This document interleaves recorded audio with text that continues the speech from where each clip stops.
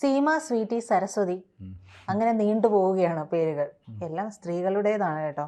രാഹുൽ ഗാന്ധി പറഞ്ഞതുകൊണ്ടാണോ അതങ്ങനെ ആയിപ്പോയത് എന്നുള്ളത് എനിക്കറിയില്ല, അവിചാരിതമായിട്ടായിരിക്കും. എന്തായാലും രാഹുൽ ഗാന്ധി വീണ്ടും ഒരു ബോംബായിട്ട് വന്നിട്ടുണ്ട്. ഇത്തവണത്തെ ഏത് ബോംബാന്നുള്ളത് എനിക്കറിയില്ല കേട്ടോ സാർ. പക്ഷേ അതും ചീറ്റി എവിടെ പരിപാടി അവതരിപ്പിച്ചാലും ഇതാണ് അവസ്ഥ എന്ന് പറയുന്നത് പോലെയാണ്. അപ്പോൾ ഈ കള്ള വോട്ടാണല്ലോ പ്രശ്നം. ഈ കള്ളവോട്ട് പ്രശ്നമായിട്ട് രാഹുൽ ഗാന്ധി വരുമ്പോൾ ഒരു ട്രോളി നിറയെ രേഖയുമായിട്ടാണ് രാഹുൽ ഗാന്ധി വരുന്നത്. ഈ ട്രോളി നിറയെ രേഖയുമായി വരുന്ന രാഹുൽ ഗാന്ധിയുടെ പാർട്ടി, ഇന്ത്യ സഖ്യം ഒക്കെയും എന്തിനാണ് SIRനെ എതിർക്കുന്നത്? SIRനെ എതിർക്കുന്നതെന്ന് പറഞ്ഞാൽ ഇപ്പോൾ മനസ്സിലായില്ലേ, ഇവരുടെ കള്ളയോട്ടിൻ്റെ സോഴ്സ് അല്ലെ, കള്ളയോട്ട് ഇന്ത്യ മഹാരാജ്യത്ത് പ്രയോജനപ്പെടുത്തുന്ന പാർട്ടി എന്ന് പറഞ്ഞാൽ പ്രതിപക്ഷ പാർട്ടിയാണ്, രാഹുൽ ഗാന്ധിയുടെ പാർട്ടിയാണ്. ഈ പറയുന്ന ബീഹാറിനെ പറഞ്ഞ തേജസ്വി യാദവിൻ്റെ പാർട്ടിയാണ്. അതുകൊണ്ട് അവർ കള്ളയോട്ടിനെ എതിർക്കുന്നത്, അതാണ് SIRനെ എതിർക്കുന്നത്. ഈ പറഞ്ഞതിനകത്ത് ഇന്നലെ ഇപ്പം എന്തുകൊണ്ട് SIRനെ എതിർക്കുന്നു, എന്തുകൊണ്ട് ഇവർ ഇന്നലെ വലിയ ബോംബുമായിട്ട് വന്നില്ലേ? എന്തോ ബോംബിട്ട് ഇയാൾ കൊണ്ടുവന്ന് പറഞ്ഞാൽ ഇവിടുത്തെ ഈ പറയുന്ന ഹരിയാനയാണ് ഇന്നലത്തെ വിഷയം. നേരത്തെ മഹാരാഷ്ട്ര വിഷയമായിരുന്നു, മറ്റ് പല സംസ്ഥാനങ്ങൾ ഉദാഹരണം കാണിച്ചു, അതെല്ലാം പൊളിഞ്ഞു പോയി. ഇന്നലെ ഹരിയാനയല്ലേ വിഷയം. 2.5 കോടിക്ക് അത് പുറത്ത് വോട്ടുണ്ട്, ശരി, ഞാൻ സമ്മതിച്ചു. അതിനകത്ത് 25 ലക്ഷം രൂപ 8-1 കണ്ട് കള്ളയോട്ടാണ്, അല്ലെങ്കിൽ ഇരട്ടിപ്പോട്ടാണ്, പ്രശ്നമുള്ള വോട്ടാണ്, വ്യാജ വോട്ടാണ്. എൻ്റെ പൊന്നെ, ഇന്നലെ കൊണ്ടുവന്ന സാധനം എന്ന് പറഞ്ഞാൽ ഈ പറയുന്നത് വോട്ടർ പട്ടികയല്ലേ കൊണ്ടുവന്നേ? വോട്ടർ പട്ടിക മെനഞ്ഞന്നടിച്ച് ഇന്നലെ അയാൾ കൊണ്ടുവന്നതാണോ? അല്ലെങ്കിൽ അയാൾ പ്രിൻ്റ് ചെയ്ത് കൊണ്ടുവന്നോ? അയാൾ ഡേറ്റാസ് എടുത്തുകൊണ്ട് വന്നതാണോ? ഒന്നും അല്ലെങ്കിൽ ഈ വോട്ടർ പട്ടിക എത്ര കാലം കൊണ്ട് ഈ പറയുന്ന ഹരിയാനയിൽ ഓരോ രാഷ്ട്രീയ പാർട്ടികളുടെ കയ്യിലിരിക്കുക, പ്രത്യേകിച്ച് ഇയാളുടെ ഈ പറയുന്ന കോൺഗ്രസ് എന്ന് പറയുന്ന ആളുടെ രാഷ്ട്രീയ പാർട്ടിയുടെ നേതാക്കന്മാരുടെ കയ്യിലിരിക്കുക. ഹരിയാനയിൽ BJP ഒന്നും അല്ലല്ലോ ശക്തം. ഹരിയാനയിൽ BJPക്കെതിരെ ഉണ്ട്, ഗുസ്തി താരങ്ങളുടെ ഉണ്ടായിരുന്നു, കാർഷിക സമരത്തിൻ്റെ സ്രോതസ് അവിടെ ആയിരുന്നു. എല്ലാ BJP വിരുദ്ധ അല്ലെങ്കിൽ BJPയെ താഴെയിറക്കാൻ നിന്ന സോഴ്സുകളും സംഘടനകളും ഒക്കെ ഉണ്ടായിരുന്നിടമാണല്ലോ ഹരിയാന. അവിടെ ഈ പ്രാവശ്യം BJP ജയിച്ചു. ഇതിനെല്ലാം അതിജീവിച്ച് BJP ജയിച്ചു. ഞാനൊരു കാര്യം ചോദിച്ചോട്ടെ, ഇയാൾ ആരെയാ പൊട്ടനാക്കുന്നത്? ഇയാളെ ആരെങ്കിലും പൊട്ടനാക്കുന്നതെന്ന് എനിക്കറിയത്തില്ല, രാഹുൽ ഗാന്ധി ആരെങ്കിലും പൊട്ടനാക്കുന്നതെന്ന് എനിക്കറിയത്തില്ല. ഒരു വോട്ടർ പട്ടിക കരട് ഇലക്ഷന് മുമ്പ് പ്രസിദ്ധീകരിച്ച് കരട് വോട്ടർ പട്ടിക വന്നതിന് ശേഷം തെരഞ്ഞെടുപ്പിന് ഏതാണ്ട് 20 ദിവസം മുമ്പ് വരെ വോട്ടർ പട്ടികയിലെ ക്രമക്കേട് ഉത്തരവാദിത്തപ്പെട്ട രാഷ്ട്രീയ പാർട്ടികൾക്കും വ്യക്തികൾക്കും ചൂണ്ടിക്കാണിച്ച് തിരുത്താവുന്ന അവസ്ഥയിൽ പബ്ലിക്കായിട്ടുള്ള രേഖയാണോ ഇത്? ആർക്ക് വേണമെങ്കിലും, എല്ലാ രാഷ്ട്രീയ പാർട്ടിക്കും ഫ്രീ ആയിട്ട് കൊടുക്കും, ചെന്നാൽ മതി.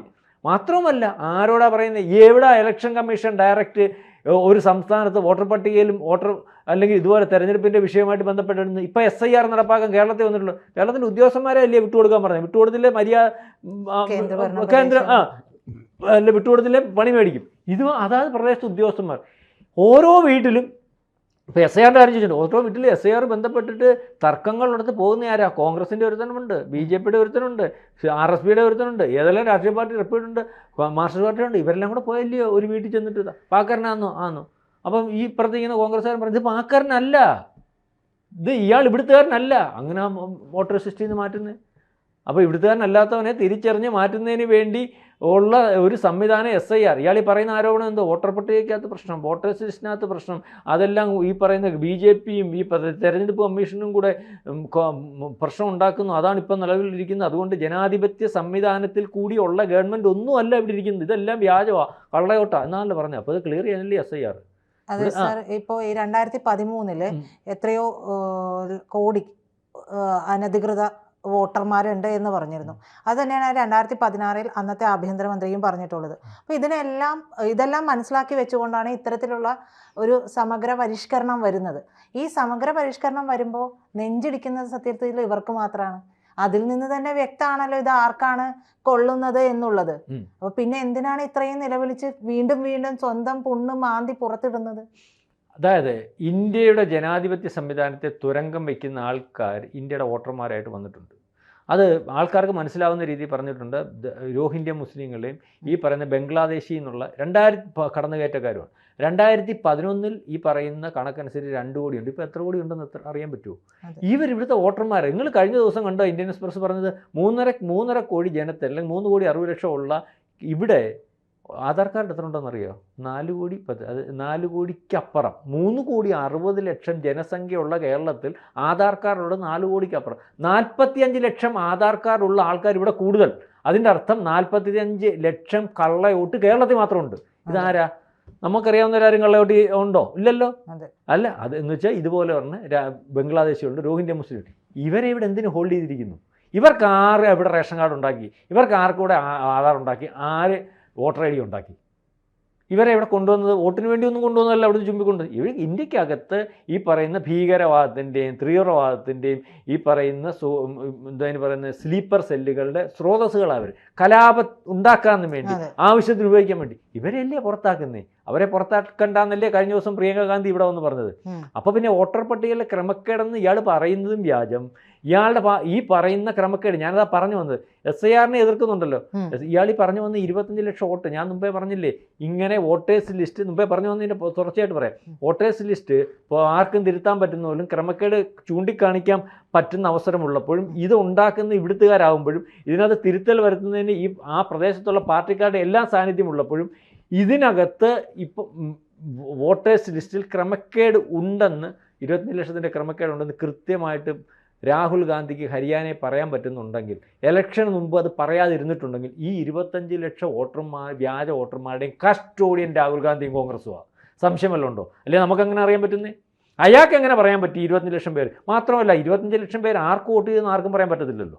അയാൾ പറഞ്ഞ് 25 ലക്ഷം വ്യാജ വോട്ട് പോയി BJP ചെയ്തെന്ന് പറയാൻ പറ്റുമെന്ന് പറയാൻ പറ്റത്തില്ല. അപ്പോൾ 25 ലക്ഷം കള്ള വോട്ട് അവിടെ ഉണ്ടായിരുന്നു. അതിനകത്ത് ഒരേ ഫോട്ടോയുള്ള 22 പേരുണ്ടായിരുന്നു, അല്ലെങ്കിൽ ആവർത്തനമുള്ള 22. ഇതാര് ചേർത്ത് വെച്ചത്? ഈ 25 ലക്ഷം വോട്ട് ആർക്ക് ചെയ്തു എന്നുള്ളത് ചോദിക്കുമ്പോൾ സാറ് ചോദിച്ചില്ലേ BJP ആണോ എന്ന്. ഹിന്ദുത്വ പാർട്ടി എന്ന് പറഞ്ഞ മുദ്ര കുത്തി മാറ്റി നിർത്തപ്പെടുന്ന ഒരു പാർട്ടിക്ക് ഈ പറയുന്ന ബംഗ്ലാദേശികളും റോഹിംഗ്യ മുസ്ലിമുകളും വോട്ട് ചെയ്യും? ചെയ്യത്തില്ല. അല്ല, ഇയാൾ പറയുന്നതിനകത്ത് വിഡ്ഢിത്തരമാണ് ഞാൻ പറഞ്ഞത്. 25 ലക്ഷം കള്ളവോട്ട് BJP ചെയ്തുകൊണ്ടാണ് ജയിച്ചതെന്ന് പറഞ്ഞാൽ ആ വോട്ട് കള്ളവോട്ട്, ഈ 25 ലക്ഷം വ്യാജ വോട്ടുണ്ടെന്ന് ഇയാൾ പറഞ്ഞു. ശരി, ഞാൻ പരിഗണിച്ചു. 25 ലക്ഷം അവർക്കാണോ ചെയ്തത്? അതിന് തെളിവല്ലോ ഉണ്ടോ ഇയാൾ? അപ്പോൾ ആ 25 ലക്ഷം ഉണ്ടെന്ന് ഇത്ര കൃത്യമായിട്ട് ഇപ്പോൾ ഇയാൾക്ക് പറയാൻ സാധിക്കുന്നത്, ഇയാൾക്കറിയാവുന്നതായിരുന്നു. ഇലക്ഷന് മുമ്പേ ഹരിയാനയിൽ ഇങ്ങനെ ഉണ്ടെന്നറിയായിരുന്നു. അപ്പോൾ അയാൾക്കറിയണമെങ്കിൽ അന്ന് അയാൾ പരാതിപ്പെട്ടില്ലെങ്കിൽ ആ വോട്ട് അവരുടേതാണ്. അവരാണ് ഇതിൻ്റെ പുറകിൽ കസ്റ്റോഡിയൻ. അതായത് കേരളത്തിൽ പ്രിയങ്ക ഗാന്ധിയും രാഹുൽ ഗാന്ധി ഇന്ത്യ മുടനീളം പറഞ്ഞപ്പോൾ കേരളത്തിൽ വന്ന് പറഞ്ഞു, ഞാൻ SIR നടപ്പാക്കത്തില്ല.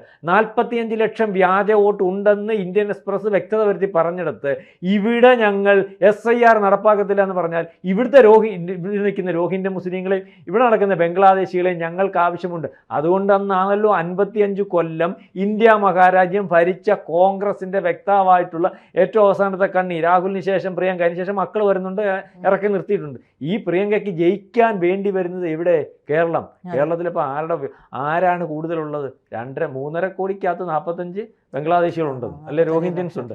അവരെ കൊണ്ട് അവർ ജയിക്കുന്നേ. അവർക്ക് ജയിക്കാൻ പറ്റുന്ന മണ്ഡലം കേരളത്തിലേ ഉള്ളൂ, വിശ്വസിക്കാൻ പറ്റുന്ന മണ്ഡലം ഇപ്പോൾ കേരളത്തിലേ ഉള്ളൂ. എന്താ വടക്കേ ഇന്ത്യ മൊത്തം ഇല്ലാത്തേ? അപ്പോൾ വടക്കേ ഇന്ത്യക്കാർക്ക് മനസ്സിലായി ഇവർ ഇന്ത്യക്കാരല്ല, 55 കൊല്ലം ഇന്ത്യക്ക് വേണ്ടിയല്ല ഭരിച്ചേ, ഇവർ രാജ്യവിരുദ്ധരാണ്, ഇവർ പറയുന്നത് മൊത്തം രാജ്യവിരുദ്ധ ശക്തികളുടെ ഭാഗമാണ്. അതിനിപ്പോൾ ഏറ്റവും കൂടുതൽ സാധ്യതയുള്ള സാക്കിർ നായിക്ക് പറഞ്ഞ പോലെ നിങ്ങൾ സുരക്ഷിതമായ സ്ഥലത്തോട്ട് പൊക്കോളൂ, കേരളമാണ് എന്ന് വെച്ച് കഴിഞ്ഞാൽ ആ പണിയെല്ലാം നടത്താൻ പറ്റിയ സ്ഥലം ഇതാണ്. അപ്പോൾ പിന്താങ്ങൽ കിട്ടും, പണിയെല്ലാം പറഞ്ഞു. അപ്പോൾ ഇയാൾ ഈ പറഞ്ഞതുപോലെ മുമ്പേ പറഞ്ഞതുപോലെ ഇയാൾ കൊണ്ടുവരുന്നത് മൊത്തം കള്ളമാണ്. ഇയാൾ നമ്മൾ വിചാരിക്കുന്നത് പോലെ മണ്ടനും മടയനും മറ്റൊന്നുമില്ല. ഇയാളുടെ മുദ്രാവാക്യങ്ങൾ ഇതിപ്പോൾ പലരും ശ്രദ്ധിച്ചില്ല. അയ്യോ, അത് ആൾക്കാർ സാധാരണക്കാരനൊന്നും അറിയത്തില്ല, അല്ലെങ്കിൽ ഇതുപോലെ ചിന്തിക്കുന്നതെന്ന് അറിയത്തില്ല. രാഷ്ട്രീയ പാർട്ടിക്കകത്ത ആൾക്കാർ 25 ലക്ഷം കള്ളവോട്ടായിരുന്നു അവിടെ. ഈ രാഹുൽ ഗാന്ധി ഇതൊക്കെ കണ്ടുപിടിച്ചോണ്ട് വന്നില്ല, മിടുക്കനാ, നല്ല ചെറുക്കം കൊള്ളാവില്ല. ഇതാ സംഭവം.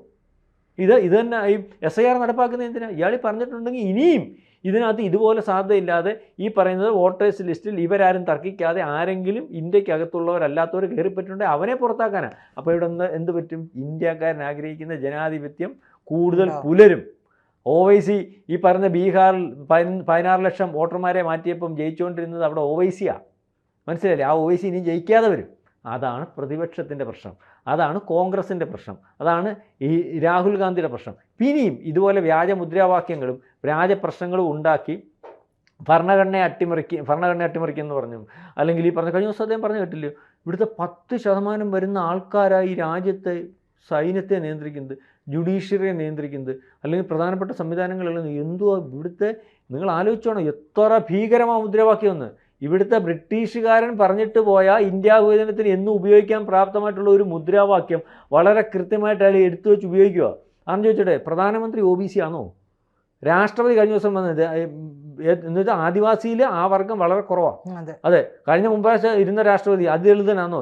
20 സംസ്ഥാനങ്ങളിലെ ഗവർണർമാർ ഇപ്പം ആദിവാസികളാണ്. എത്ര സംസ്ഥാനങ്ങളിലെ ഈ പറഞ്ഞത് നമ്മുടെ കേരളം ഉൾപ്പെടെ ഉള്ളിടത്ത് ബ്രാഹ്മണന്മാർ മുഖ്യമന്ത്രിയായിട്ടിരിപ്പുണ്ട്. നിങ്ങൾ പറ, ഓരോരുത്തർക്കും പരിശോധിച്ചു. മഹാരാഷ്ട്രയിൽ ഇപ്പോൾ ഇരിക്കുന്ന ആൾ ബ്രാഹ്മണനാണ്, ബാക്കി ഓരോരുത്തരും പരിശോധിച്ചു. ഇതുവരെ ദളിതനും അല്ലെങ്കിൽ OBC-കാരനുമാണ്. ഇത് വന്നതെന്നാ? വന്നത് 2014 ശേഷമാണ്. അതാണ് പരിശോധിക്കുന്നത്. നമ്മൾ പറയാം സവർണ പാർട്ടി, ഇയാൾ ഇപ്പോഴും പറയുന്നുണ്ട് ബ്രാഹ്മണ മേധാവിത്വമാണ്. എവിടെ ഉണ്ട് ഇതിനകത്ത്? അതിന് മുമ്പ് ഇരുന്നത് മൊത്തവും ഇയാൾ ഉടുപ്പിൻ്റെ പുറത്തൂടെ പൂണൂലെടുത്തിട്ട് ഞാൻ ബ്രാഹ്മണനാന്ന് പറഞ്ഞുകൊണ്ട് നടക്കുമല്ലയോ? 27 കുറിയിട്ടുകൊണ്ട് ഇയാൾ പഠനം ചെല്ലുന്നില്ല. അയാൾക്ക് എന്താ പറയാൻ പറ്റുന്നത്? ഞാൻ ദളിതനാണെന്ന് അയാൾ പറയട്ടെ. അയാൾ ദളിതന് വേണ്ടി സംസാരിക്കില്ല. അയാൾ പറയട്ടെ ഞാൻ ദളിതനാണെന്ന്. നരേന്ദ്രമോദി അവിടുത്തെ അയാൾ ഈ പറഞ്ഞ OBC-കാരനല്ലായിരുന്നു. അയാൾ OBC ആയതാ. അവിടെ കൊണ്ടുവന്ന് 1% ഞങ്ങൾ ഉള്ളൂ, ഞങ്ങൾ OBC ആവണമെന്ന് പറഞ്ഞു. ഇയാൾ പറയട്ടെ ഞാൻ ഇന്നതുപോലെ ഞാൻ ദളിതനാണ്. പ്രഖ്യാപിക്കട്ടെ ആൾ വലിയ ആളാണെങ്കിൽ. അയാൾ പ്രഖ്യാപിക്കുന്നില്ല. അപ്പോൾ അയാൾക്ക് ബ്രാഹ്മണനാവണം. എന്നാൽ ഈ പറയുന്ന പോലെ രാജ്യവിരുദ്ധ ശക്തികളുടെ മുദ്രാവാക്യം ഇവിടെ നടപ്പാക്കണം. പട്ടാളത്തിൽ പ്രശ്നമാണ്, ഇലക്ഷൻ കമ്മീഷനകത്ത് പ്രശ്നമാണ്, ജനാധിപത്യമില്ല. അതായത് രാജ്യത്തുടനീളം പ്രശ്നങ്ങളാണ്. ഇതിനുവേണ്ടി ആൾക്കാരെ സംഘടിപ്പിക്കാൻ സാധിക്കുമെങ്കിൽ അട്ടിമറിക്കാം, കലാപം നടത്താം. ആർക്ക് വേണ്ടി? ഇന്ത്യ വിരുദ്ധ ശക്തികൾക്ക് വേണ്ടി. അത് വേരുകൾ എന്നും അങ്ങനെയാണല്ലോ. ജവഹർലാൽ നെഹ്റു എന്നും വിദേശ ഭരണത്തോടും അവരോടും കടപ്പെട്ടുകൊണ്ടിരുന്നതാണ്. ആ ഒരു പോളിസിയിലാണ് ജീവിച്ചുകൊണ്ടിരുന്നത്. അപ്പോൾ വേരുകൾ വരുന്നതേ അവിടെ നിന്നാണ്. അതല്ല 55 കൊല്ലം 75 കൊല്ലം കഴിഞ്ഞിട്ട്, അല്ലെങ്കിൽ 76 78 കൊല്ലം കഴിഞ്ഞ് ഇന്ത്യ മഹാരാജ്യം ഭരിച്ചത് കൃത്യമായിട്ട് 55 കൊല്ലം അവരാ. അവർക്കറിയത്തില്ലായിരുന്നോ ഈ അവരുടെ സിസ്റ്റത്തിനകത്ത് വല്ലതും ഞാൻ പറഞ്ഞ പോലെ വ്യത്യാസം വരുത്തിയോ? 10% വരുന്നവരെ ഈ കൊണ്ടുവന്നവരല്ലേ.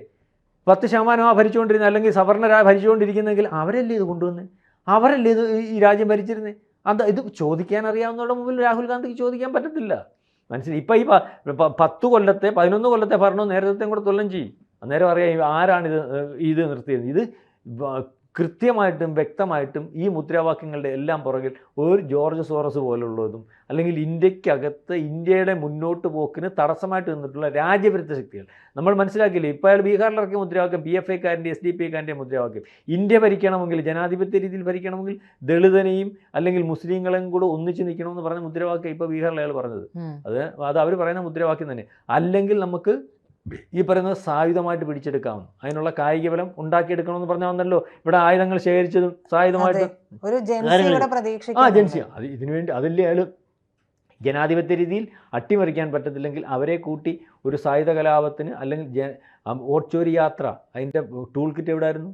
മലേഷ്യയിൽ നിന്ന് വന്നോ വെളിയിൽ നിന്ന് വന്നെന്ന് പറഞ്ഞിട്ട് നമുക്ക് വ്യക്തത വരുത്തി ഇവിടെ റിപ്പോർട്ടുകൾ വന്നല്ലോ. അപ്പോൾ ഇയാളുടെ ഉദ്ദേശം ഇതാണ്: കലാപം, പ്രശ്നങ്ങൾ, ജനാധിപത്യത്തെ അട്ടിമറിക്കുക. അതുകൊണ്ടാണ് രാഹുൽ ഗാന്ധി ഉദ്ദേശിക്കുന്നത്. ഇതിൻ്റെ പിറകിലൊന്നും ഒന്നുമില്ല. ഇതൊക്കെ അറിയാവുന്നതിൻ്റെ മുമ്പിലോട്ട് വരുമ്പോൾ മാത്രമല്ല ഒരാൾ പോലും ഒത്താശ ചെയ്യുന്നില്ലല്ലോ. പിന്നെ ഇവിടുത്തെ ചില മാധ്യമങ്ങൾ വളച്ചു കെട്ടി ഒന്നും അറിയാത്ത രീതിയിൽ, വ്യക്തത ഇല്ലാത്ത രീതിയിൽ ചില വാർത്തകൾ കൊടുക്കുന്നുണ്ട്. അത് മാധ്യമങ്ങൾ മനഃപൂർവ്വം കൊടുക്കുന്നത്.